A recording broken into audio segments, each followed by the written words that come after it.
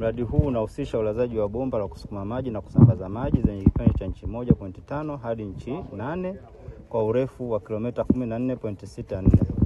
Pia inahusisha ujenzi wa tanki la mita za ujazo lita 500, mnara wa mita 200 kwenda juu, ujenzi wa kituo cha kupokea na kusukuma maji ambayo ni booster station chenye mita za ujazo 125, yani lita 100,000 na 1025.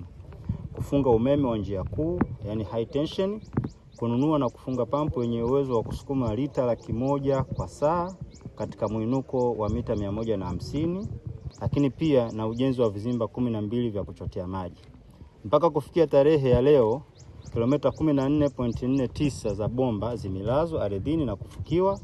Pampu yenye uwezo wa mita za ujazo 100,000 katika mwinuko wa mita 150 na transformer zimepokelewa na zimefungwa. Gharama halisi ya mradi huu ni bilioni 2.234. Hii ikihusisha pamoja na VAT. Kukamilika kwa mradi wa maji Msumi kunaenda kunufaisha wakazi wapatao 47,862 kutoka maeneo ya Msumi A, Msumi B na Msumi C ambao wako ndani ya mtaa wa Msumi, kata ya Mbezi. Nimpongeze sana mkurugenzi wa maji Bwana Bwiri na timu yake. Wanafanya kazi nzuri sana. Sababu kero wa maji ni kero kubwa sana. Lakini kadri muda unavyokwenda, changamoto za maji zinaendelea kupungua. Msumi tulikuwa tulali kila wakati simu. Lakini changamoto hii inaenda kuisha. Ni vizuri wananchi waliozunguka mradi wawe sehemu ya kutunza mradi, kwa sababu hayo maji yalikuwa yanapigiwa kelele, matatizo yao ya maji yanaenda kuisha. Tutahakikisha tunasimamia serikali ipasavyo kuhakikisha haya maji yanapatikana kwa wakati. Na naomba mkimbie usiku na mchana kuhakikisha hii hali inatisha. Nichukue nafasi hii kuwapongeza sana DAWASA kwa mradi mkubwa mliofanya.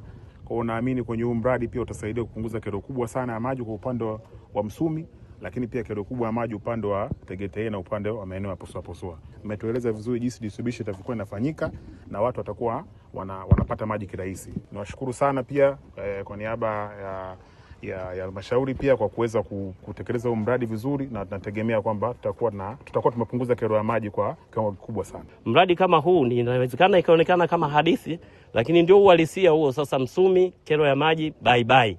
Na kwa kauli mbiu ile ya waziri wetu wa maji ndugu yetu Jumaa Aweso anasema sasa Msumi maji mwamwama.